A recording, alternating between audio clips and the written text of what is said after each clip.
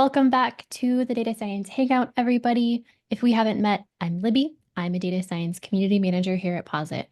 I'm also a data science educator. I have experience teaching R and Python, and I am based in San Antonio, Texas.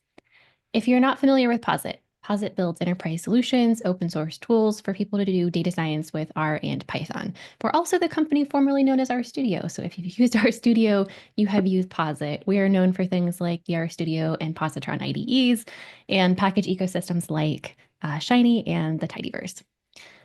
I am joined today by the creator of the Hangout and my co-host, Rachel. Rachel, would you introduce yourself? Hey everybody, I'm Rachel Dempsey. I lead customer marketing at Posit and am based in the Boston area. I'm so excited to have Libby here taking over as full host of the Hangout, but I'll be here behind the scenes and chatting with you all in the chat here too. Yeah. Rachel's on chat duty for sure. And as a side note about the chat today, I know the chat kind of jumps around when we all message a bunch, but the chat is one of the best things about the Hangout and how lively it is. So I found that one thing that might help is if you have a secondary screen, just make the chat wider, make that chat window slightly wider and larger, and you'll experience fewer things bouncing around. Unfortunately, I cannot help you if you are in browser.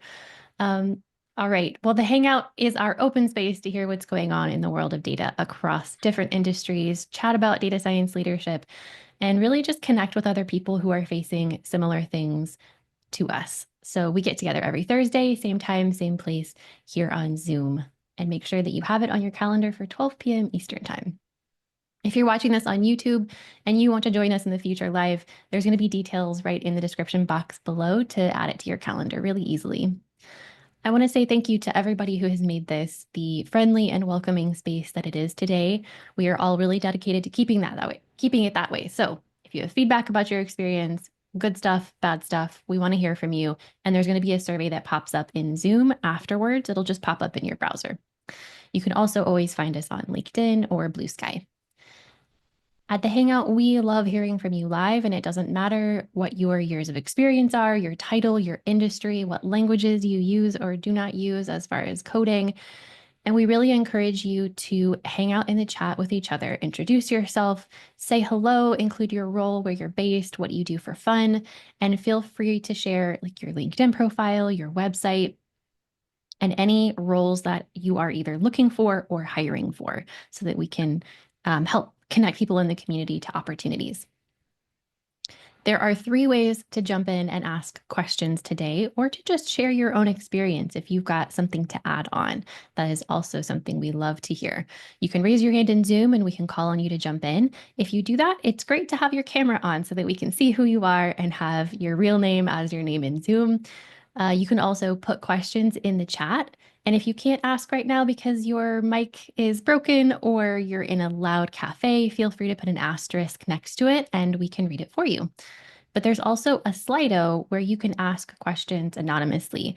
Isabella just put that in the chat for us. So please, please, please hop over there and take a look at it. You can also actually put your name on Slido questions. And Slido's kind of cool because you can upvote questions. If you see one there that you like, you can vote for it. All right, let's see. Do I have any housekeeping today? I think that PositConf call for talks is finally closed. So no Yes, it more. closed last Friday. Yeah, So but we'll be registration. going through the review process and all of that to get to announce the amazing talks. But yes, registration is still open, and I'll share that link in the chat too. All right, great. I know somebody had asked me that and I was like, oh, I'm gonna have to look at my calendar. Alrighty. Well, I'm so excited to welcome our featured leader today, John Stanton Geddes, Senior Manager for the Advanced Analytics Marketing Team at HP Inc. John, I would love it if you could introduce yourself, tell us a little bit about your background, what you do, what you like to do for fun. Thanks, Libby, and thanks to everyone who joined. A lot of people here on Thursday midday. Uh, so Libby already told you what I'm currently doing. I'll try to not make this too long, but I'll go back to what feels like ancient history. I have a PhD in ecology and evolutionary biology from the University of Minnesota. See some people from the Midwest chiming in, so you know, go Midwestern states. And I picked up a minor in statistics, kind of the equivalent of a master's at that time. For anyone who, like a small fun factoid is that because I had a minor in stats, I had a statistics committee member, and that person's Charlie Geyer, who wrote the original MC package on CRAN. I think he's still the author of the MC package. Uh, I look at the time, I barely did anything Bayesian, barely understood what it is. I look back years later, and I'm like horrified how incredibly naive I was when I worked with Charlie and some of the questions I would ask him and things I did. So, my message to some of you out there who are new and you're starting is like, it's okay to be clueless. You'll get there, but also like pay attention to the people you're around and what they're doing, what they think is important, because there's things I could still probably go back and ask him that would have been helpful or will be helpful in my career. After I did a PhD, I then moved into the genomics realm. I see some people in the biology area here. I was still in the ecology area, so I was actually collecting ants and crushing them up and then analyzing RNA, which is super cool. I could talk for quite a while about ants and about RNA.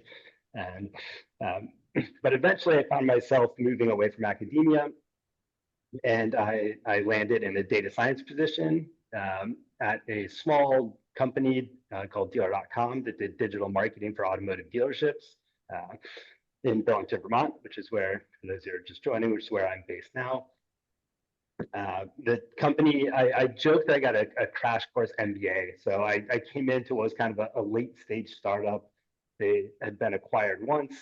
I was the second data scientist at the company, so they didn't really know what data science was, which is great because I didn't either. So we kind of got to learn together. And then the company was acquired once. They were acquired a second time by Cox Automotive, which is a large kind of umbrella that has a bunch of different brands underneath it. Just fantastic for me because again, I got a wide exposure to different areas that data science is being used. The key one was they own Kelley Blue Book. So Kelley Blue Book has been doing data science since before data science was a thing because their core business is vehicle valuation models. So I got to work with some really smart people from operations research and what they call, decision analysis, and learn more about maybe what data science is and should be in the industry setting.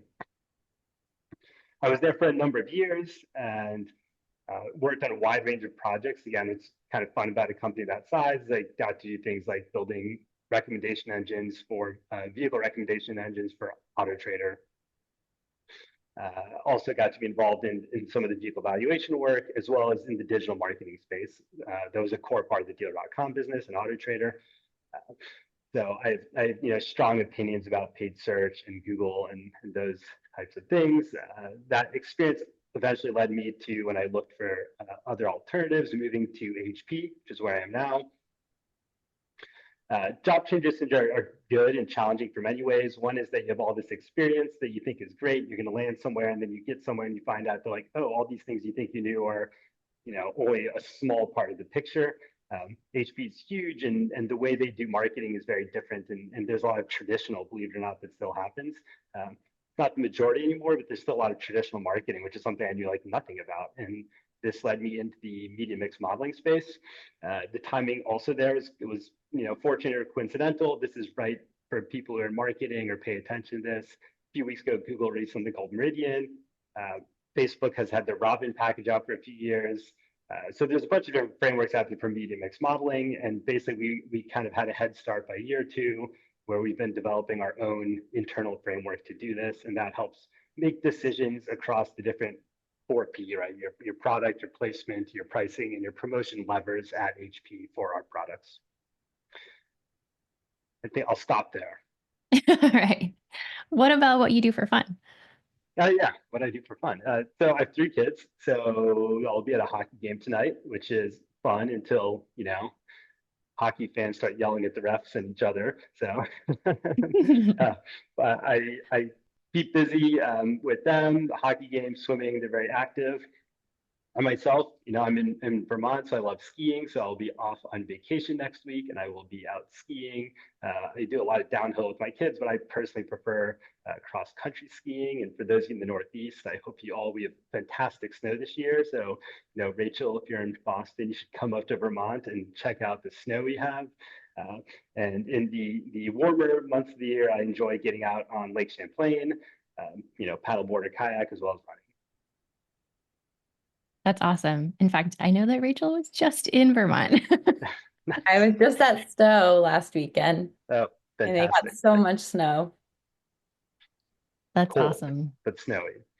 Fun fact about me, I've only seen snow one time, I think I think I was like 24, 25, and it was terrifying. For someone who'd never seen snow before, I was like, oh my gosh, 6 to 8 foot snow drifts on a mountain. And my husband quickly found out that I had an irrational fear of snow. So, That is interesting. well, John, I would love to ask you about sort of an example of what your team works on. Your team, I take it, is global and large and works on a lot of diverse things. So do with that what you will, but just something that can give us context around the type of Sure, problems that you solve, the type of data that you use. That way we can form better questions. sure. So, excuse me, like half the world right now getting over a cold.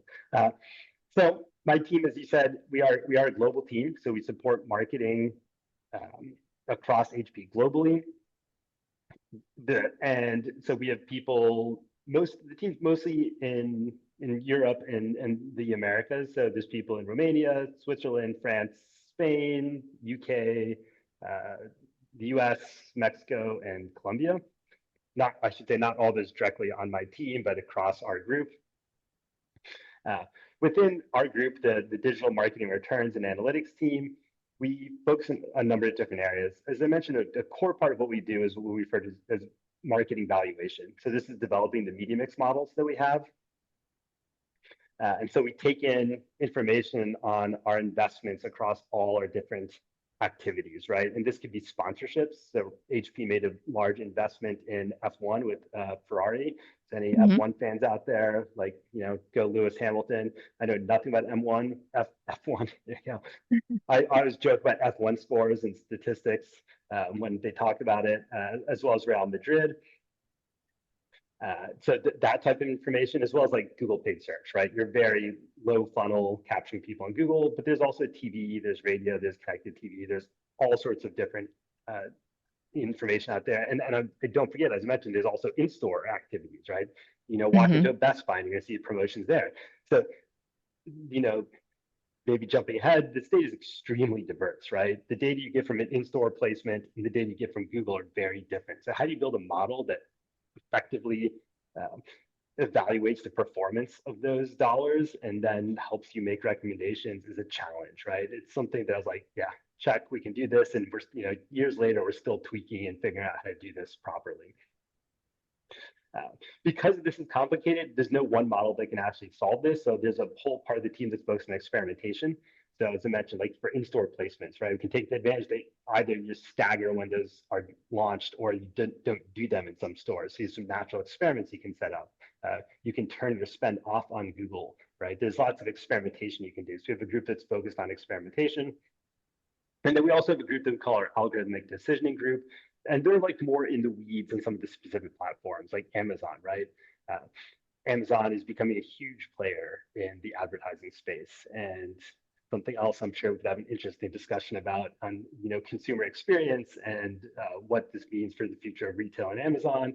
But at the end of the day, the point is like if you look, I think in their most recent numbers, I can't remember. I think Amazon ads business made more money than maybe not more than AWS, but it's up there, right? It makes Amazon a lot of money. Obviously, that means that if you're a company the size of HP and you're investing a lot of dollars in there, there's a lot of opportunity for optimization. And one of the things that's both exciting and challenging about this work is 1 or 2 points of efficiency can make a big difference for our bottom line. Right. Yeah, when the numbers are that big, then small percentages are actually pretty large numbers, right? Yep. Yeah. This Yeah, we is sell lots of ink cartridges, so please keep yeah. printing, everyone. So it's not just a, I would not just a classical analytical or a classical data science problem. Sounds like it's also an optimization problem because I mean, we did media mix modeling when I was an undergrad in decision science. So do you feel like you are kind of hybridizing decision science or operations research stuff and data science? Yes, absolutely. I saw someone, maybe Rachel, someone's got the polyglot thing behind them. Yeah, so we have our models jumping in technical stuff. So we're doing Bayesian modeling using R and Stan, but then we have an optimization framework that's built Python. And so we do both, Awesome. right? So we have multiple models. These are our sequential and hierarchical models that give us outputs depending on the granularity and the type of input and our confidence in that data. Uh, then we take these and we get, use that information that we put into optimizers that to help the business make decisions. Cool. I'm realizing how out of date my undergrad experience was because a lot of our media mix modeling was all traditional. It's like TV, radio, newspaper. And in reality, it's a lot of digital marketing. Well, I'm curious how you got, like, just to scoot back to background stuff, how did you get from ecology, evolution, and behavior for your PhD into like data science industry in general? Like, what made you want to leave academia? What made you want to do industry? Just curious about that decision because we have a lot of people in our community that kind of are facing the same decision. Yeah, that's so this is going to be an extremely personal question for everyone, right? And Yeah. I think it's changed a lot. I'm probably pretty out of touch. This is over 10 years ago now that I made that transition. Uh, I still keep up on scientific research. I love it. It's nothing about research. For me, it's a very personal decision about where I lived and my family that was an opportunity came to move into the time very new space of data science, and it seemed to make sense. It seemed interesting. Uh, I'm not going to say like academia is the safe route. I think what the beauty of academia is that there's always a new research project. There's always something different to do there, so it's always interesting. But I've always at consequential points in my life, I feel like I've always sought out the something that I like was like like I really knew nothing about.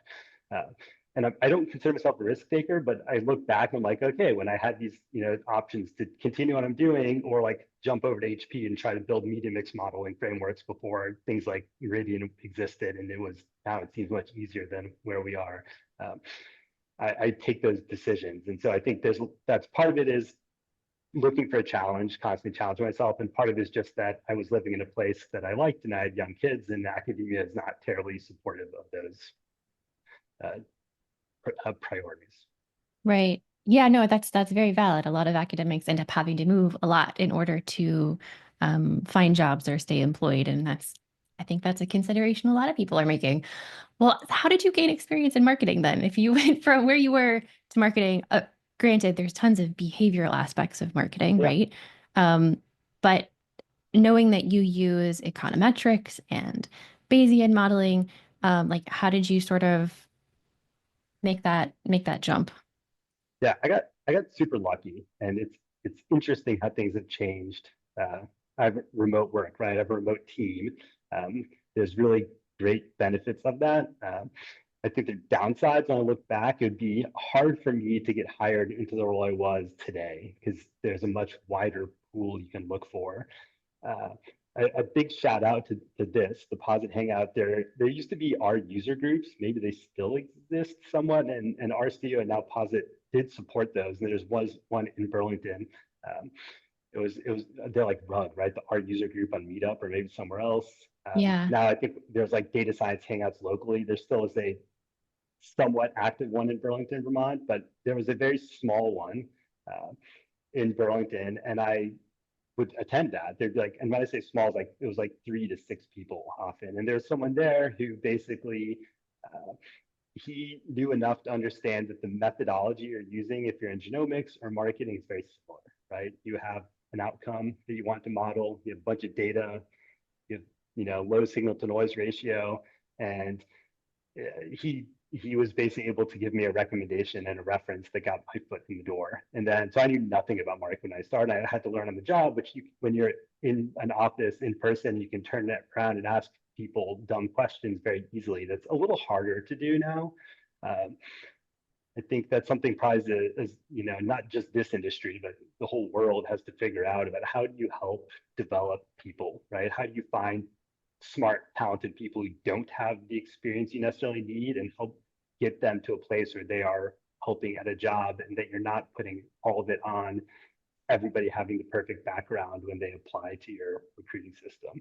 So I took your question in a different place there. I didn't have a ton of experience. I learned from some really awesome, smart colleagues and people. And I think that ability to learn quickly is a key asset. And finding people, right? As much as learning, it's like finding the people who will help you. Yeah. I'm actually on a personal crusade right now to help people get on board with um, giving people help in person or on Zoom instead of sending them links. Like, hey, if somebody asks you for help, hop on Zoom and show up something and teach them and talk with them and don't just send them a link.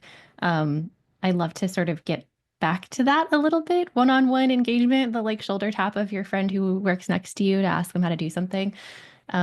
So yeah, join me in the revolution, everybody, I guess. One thing that I would love to ask is sort of on the same line, when you having that experience, right? Of like, I didn't know anything about marketing. I got into this, I got really lucky.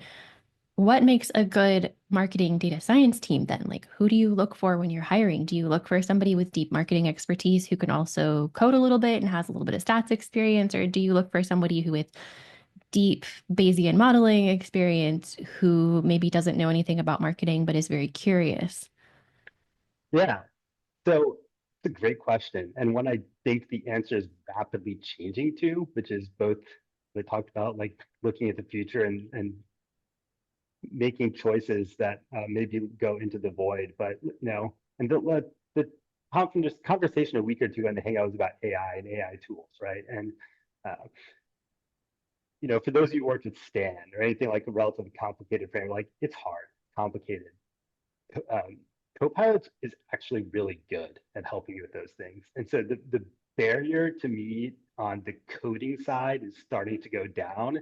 And the people who are really effective are the people who like in my space, you like really understand, not, I would say marketing and digital marketing is like a marketer, like how do you structure a campaign? How do you go out and figure out what someone needs and wants are and build creative that appeals to them? Like that's that is that right brain, the creative side of your brain, right? Like that's still like very foreign to me and probably most of the people on this call. And I have a ton of respect for the really good marketers in that sense.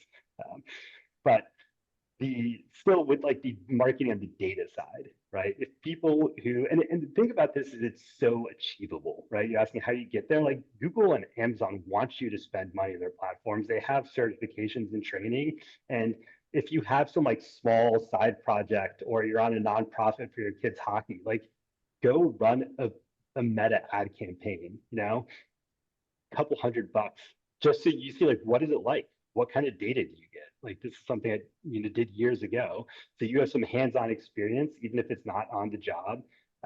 And then because when I do interview marketing or for people for these data science roles in marketing, the people who can talk intelligently like, oh yeah, on Amazon, if you set up an Amazon shop and want to run ads, like here's the weird things you run into or here's the challenges, it's so much more impressive than someone who tells me about the neural network they designed. There's the methodologies change so fast, right? And Mhm. the frameworks are a dime a dozen these days, right? It seems like there's a new best in class AI every month right now. And but knowing in a business sense, you're trying to drive business outcomes. And so knowing what the data is, how to work with it, that's what's really a differentiator. So it sounds like mess around and find out and record your experiments is a good piece of advice, right? Yes. Yeah. Are there any resources like books that you used that we could maybe share in some resources later about marketing? You know, you'd asked me this, and I actually, and it's not terribly updated. I'll drop it in the chat, but I Okay. maintain a list of in GitHub um, of Oh, nice. references of free online ones over time that I found useful. And there's even a section in there for some of the marketing ones. And I don't. I will share that with you. Let me see if I can get it.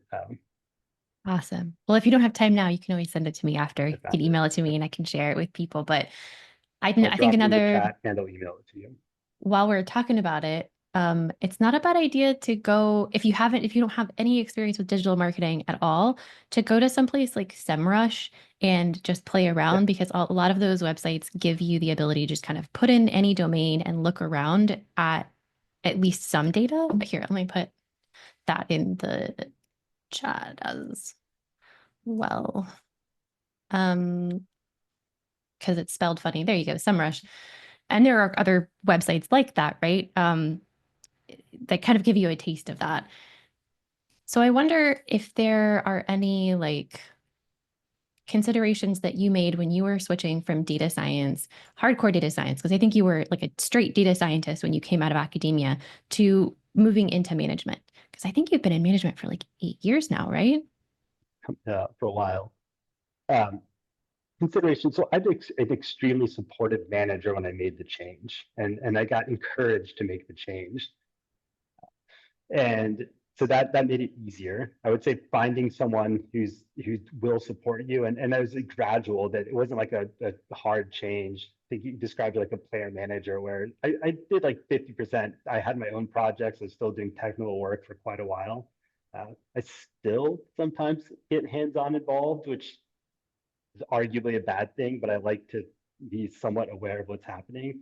Um, I think that I think it's a change I would definitely tell people to be cautious about and be very thoughtful. Like, what are you giving up? What do you enjoy? Like, if you enjoy the craft of data science, right, and the mastery of like putting together a really nice analysis, completing a nice analysis, or creating a package that gets used by other people, um, that's in your control, and there's a craft to it. There's something that's really nice to be able to put out, and that is going to be a long time ever before AI replaces. It's going to help you with code chunks. It's going to help you with some pieces of the work. It's not just going to create an entire package that does what users want it to do. Um, and managing people's tough, right? On many sides, like hiring is extremely stressful. You're making a decision that impacts someone's life, impacts all the people you don't hire, their life, as well as like your life as a manager in the future. Uh, and you you know you, I think it's worth spending time. Is that something you want to do, and how much sleep are you going to lose over it? Because at least I do. Maybe there are some managers out there who don't, but I definitely do. Yeah. Well, I don't think we've ever had a guest talk about stress as a factor before in hiring. And when I think about the prospect of being put in charge of hiring someone, stress is the first thing I think about. So Yeah. I appreciate your humanity there. I wanted to call Alan in to hop in and ask his question live because I feel like we're on that topic right now. Yeah, sorry, finding buttons. Um, That's okay. Hey, everybody. Hey, John. I'm curious about adoption of the work that your team does by all of your customers, and what kind of either resistance or what factors made adoption more readily doable by them. I've seen, and we've had this conversation here as well, and I've seen it as well, different levels of sort of readiness to take data-driven decisions versus the idea that has a lot of legitimacy, that like marketers know what works and they're resistant to things that would push them to change their assumptions or their expectations and stuff like that. So I'm curious, over your time, what you've seen effective there, changes in attitudes on their part, what has kind of made your work give it better uptake or worse uptake over time. Yeah, that's a great question, and that's going to vary tremendously by the company you're at and the maturity of your models and your data science, and not surprising, the most important thing is the relationships, right? You have to have integrity, and you have to have some accuracy. And I was lucky when I came to HP, like there was an existing framework in place, right? This wasn't, we were bringing something brand new and forcing these marketing teams to use this. Mhm. They were used to being able to depend on vendors for the most part, and consultants for this information. There's a strategic decision made to move it in-house. And we I would say it's definitely a case where you want to have small wins. You don't want to just like disappear and for 6 months and go do your work in a silo and come back and be like, here's the answer to everything. Trust us. Not going to work, right? It's building your case, finding situations where you can step in and really provide help. And so there's this weird cadence to our work where we have these, in data science, we tend to have fairly long time horizons, right? Projects are like 1 to 2 quarters out. But there are these moments where like, if you can put in a 3-day spike where you like, they need to make a decision tomorrow about where that next $1 million goes. And if you can come back and give that recommendation, back it up with data, and I think importantly is provide what are the proof points their recommendation worked. So they can look 3 weeks later and say, oh, look, we followed the recommendations and it was a positive outcome, right? This is what we're looking for. Then the next time you go back and it's a $10 million one, they're not going to like be like, no way are we trusting these idiots with this decision. Like we're going with our gut, right? They're going to actually follow what you recommend from your models.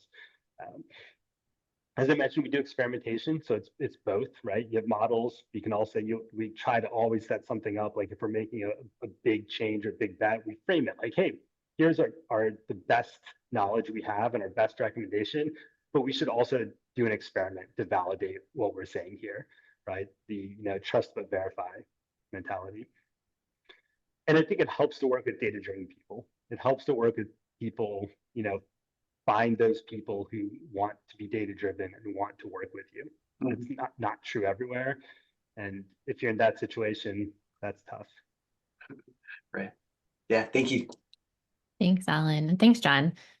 Kylie, I saw that you had a question, which is also tangentially related. Would you like to ask that? Yes. Hi, John. So my question was about the kind of data that you use and whether you use or your team uses internal HP data and or external data, and if you encounter any challenges when you're using internal data, just because it might be messier and things like that. Yes.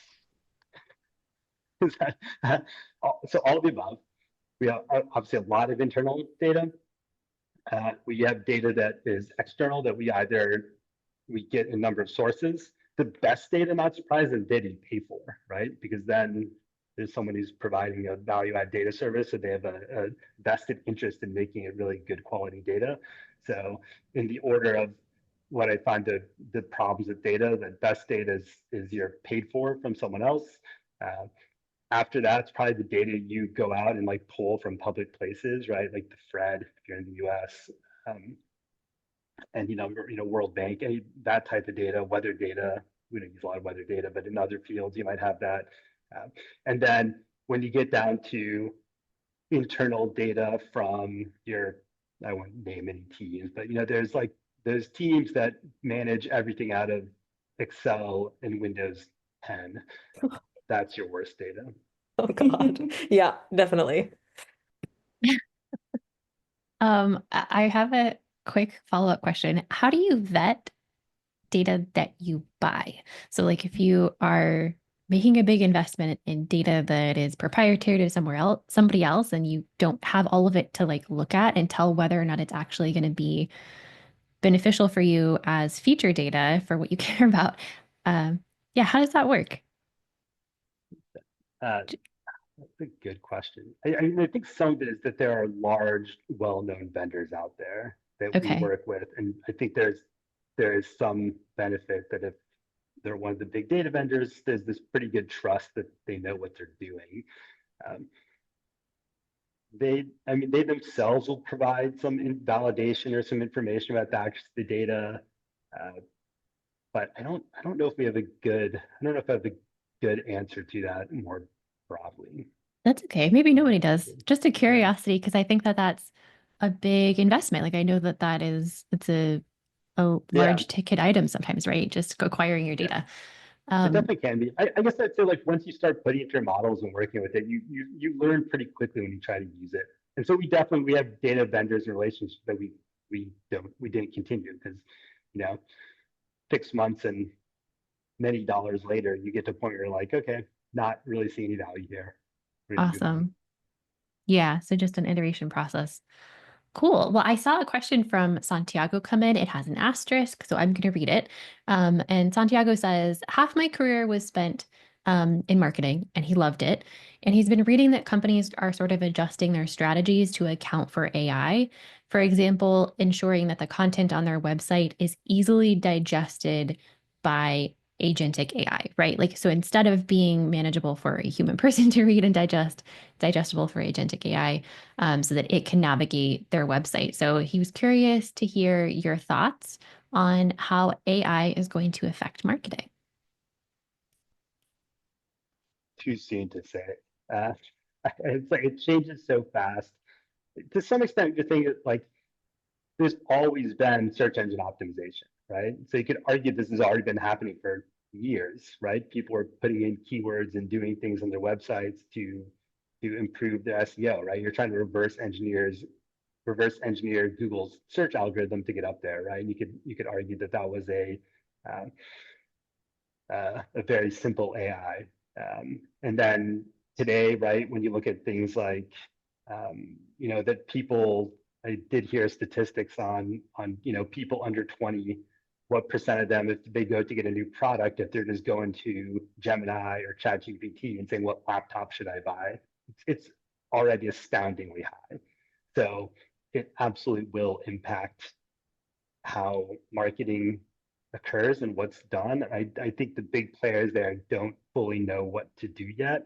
I believe it's Perplexity even has like this whole shopping thing out there, and they're trying to figure out how to monetize it, and it will change things like slowly and then rapidly. Wow, that's really interesting. I've never used Perplexity before, but I just saw somebody posting about Perplexity for market research purposes, Yep. actually. So it's pretty topical. I know that I can go and like search Google Trends and I can go see who's Googling what. How do you tell who's chat GPTing things and who's using Claude for things? Like, is that much harder to gauge? Is that now like proprietary analytical information that you have to buy from them? I like I said, this was a factoid I heard. I have not actually seen any data. I'm Yeah. sure it's out there. People are this might have been survey based for all. And thinking about where I heard it, it probably was like survey based information. You Hmm. know, go ask a bunch of 18-year-olds, how do you now look for a product? What are you going to start doing? This is what they're answering. Interesting. Yeah, my question has no answer, but I'm curious if anybody knows. I'd love to talk about that. Someone ask Um, ChatGPT right now. oh my Let's see. gosh. Yeah. It posts the answer for us. Rachel, I saw that you had a question, and I've already asked my selfish question, so go ahead. Yeah, I guess this is a selfish question for me because I've had a little bit more time to work on customer stories lately. And I was just curious, John, if you could tell us a little bit about the ways that you're using Posit Team, if that's okay. Yeah. So uh, as Rachel mentioned, we had started known Rachel for a while. The prior company is out. We started using the Posit Connect. I guess maybe it was still our, I don't know if it was our studio brand at the time or Posit.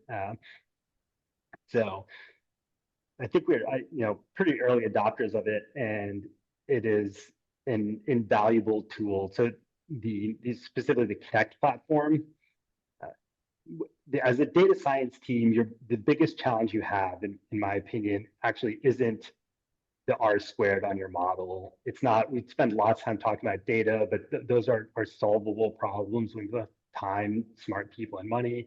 The biggest problem you have is at least as a manager of data science team is, and this is what Alan's question got to, I guess, is getting the buy-in from the business, right? Making sure that what you're doing is getting used. And Excel has long been the solution there, right? Send someone an Excel file. My feelings on Excel have gone up and down over the years. I refused to use it for a number of years. Right now, like in some ways, Excel is the ultimate data product. You have version control, your data's in there. You can build pretty impressive, the UIs I've seen built in Excel are pretty impressive. Excel falls apart, right, when you have like really big data or complex algorithms, but often big data and complex algorithms aren't, when you get to solving a business problem, that's not the largest challenge. But what Posit allows you to do is the Connect platform is to take your model, to take your data and publish it in something that looks very professional, right? You're not sending a stakeholder an Excel file, especially with Shiny. And Quarto dashboards is something we've started using very quickly that are really impressive as well. Again, anyone who knows R Python can spin up a Quarto dashboard. Like you can go from 0 to a dashboard in like 3 hours. And if you can't, you probably should be in data science. And it provides a level of polish on top of it that will impress stakeholders. And the big challenge there, though, of course, is like once you have this, it looks great. Is you can host it yourself. There's things you can do, but if you have authentication, there's all these other issues that you have.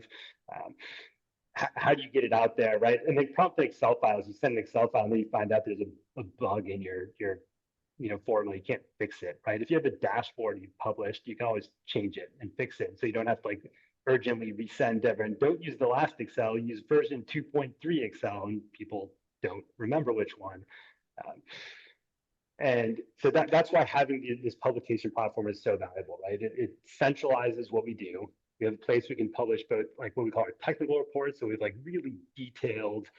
I'm a big believer in version control and pull requests and reviews in GitHub, but sometimes you don't need to go line by code, right?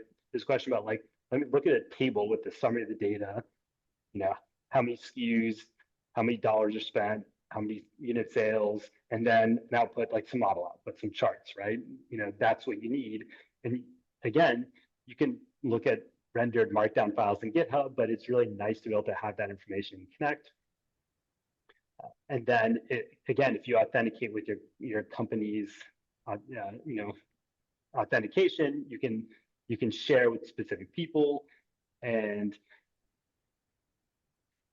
sorry, Rachel, I think I'm rambling on to answer a question. That's one of the main values we have is being able to, how do you get the products? How do you get the data information out?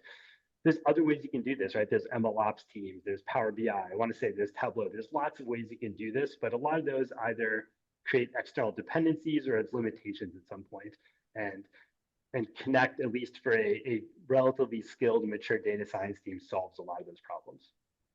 Yeah, I love it. As a data person, I will tell you that I don't want any barriers between me and the person who I get to do the thing for. I want to spend my time doing the thing. I don't want to spend a bunch of time figuring out how to deploy it because that's not what I'm good at. Give me something where I can push a button and create a link. Well, I saw a question from Arsenis, and it kind of rolls in and I think might cover a Slido question. So let me talk about the Slido question for a second, and I'll call you in, Arsenis. The Slido question was, how do you find people who are going to help you get a job that fits your skills if you're not a very social person? And believe it or not, even though I'm here every Thursday, I'm very introverted, so I identify with this. And I know Arsenis's question was about sort of non-technical attributes. So Arsenis, are you available to unmute and ask? Yeah, awesome. I sure am. Hi, Libby. Thank you. Hi. And thank you all for being here. Thank you, John, for joining us today. My question is around the attributes of a potential of a candidate for a role that you might be interested in hiring that are non-technical that you look for. And I'm wondering specifically about attributes that you believe might supplement the technical skills as well as those that might be independent from the technical skills, things you look for anyway, no matter what their tech skills are and all that. So yeah. As I said, hiring is stressful and really hard, and I actually just don't feel qualified to answer. And I think I've also been fascinated by this, right? And I think there probably are people with MBAs who look at hiring patterns and what people look for. We have a team of people who focus on recruiting, who help. And so I rely heavily on other people to try to avoid my own bias and other biases we might have. I've gone through a number of the technical skills are still the most important part, right? So there's various ways you can do a technical assessment, whether there's tools like HackerRank or providing people with case studies. My least favorite is like the dropping a technical question on someone in Zoom and like solve this, sharing your screen. I've seen that happen. I've done it, and I apologize to anyone I've done that to on this call. I think that's a horrible way to assess someone. But the other aspects are tricky, and like, because sometimes there might be someone who I don't, yeah, like, people are very different, and you don't want it, like, it shouldn't interfere with the ability. If it doesn't interfere with the ability to get their job done, that doesn't fully matter. So like I said, I'll just reiterate, like, I don't have a great answer for that. From a hiring perspective, I rely on a panel of people and recruiters to help assess some of those other qualities, right? So it's not just me. And a important part is frankly someone's resume as well, right? Like what else are they doing in their life? What experiences do they have? What interests do they have? And let that come through, in a screening call or at other times. I think you said there's a comment about being kind of how do you connect as an introvert or make these connections? In this space, I think there's two things. I think meetups like this, best is in person, but even like a virtual one like this, I think is a really good way to figure out what's going on, get some exposure, things you might not know about, and hopefully make some contacts. In person's better if you can find some of these in-person contacts and connections. And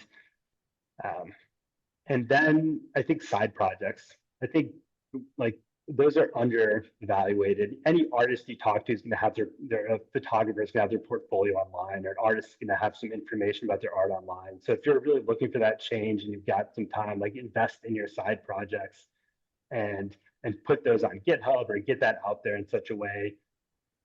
Referencing Quarto again, Quarto makes it super easy to make a website, like make a website featuring your side stuff, and then that passion will show through no matter how introverted you might be. Like passion is absolutely something I look for. If someone's really passionate about, uh, bowling statistics and has a website about their bowling league, they've tracked all the stats and they can talk to me about it for a while in an interview, like I think that's great. And I think that person will be able to translate that passion to their work, even if it's not bowling. Yeah. I love that a lot of your focus for this answer was just avoiding your own biases because it shows such a level of self-awareness that I think is um, really rare sometimes. Someone might just answer and say, I look for XYZ, but there's more nuance to it than that, right? So I really appreciate that. And I also kind of wonder, I don't know if you have any experience with this, but is there any sort of advice you can give people for overcoming imposter syndrome or feelings of inadequacy that they might have when they're trying to connect virtually or in person, or they're trying to figure out whether or not they belong in a community or a space? Yeah, friends and kids. You're always going to feel like, don't look for your validation from work.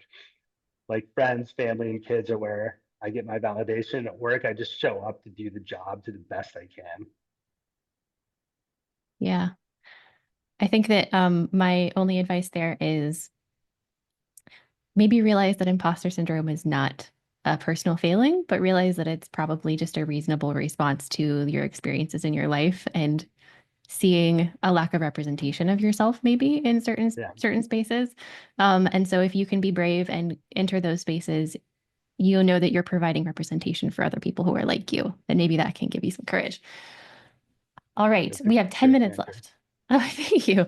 Sometimes this hour goes by so quickly that I can't quite believe that the clock says 50 minutes after the hour. And we have several more questions that I would love to try to squeeze in. Let me try to get at least one in here from our attendees. Let's see. Um, I see Senal, you asked a question. Are you available to ask it live?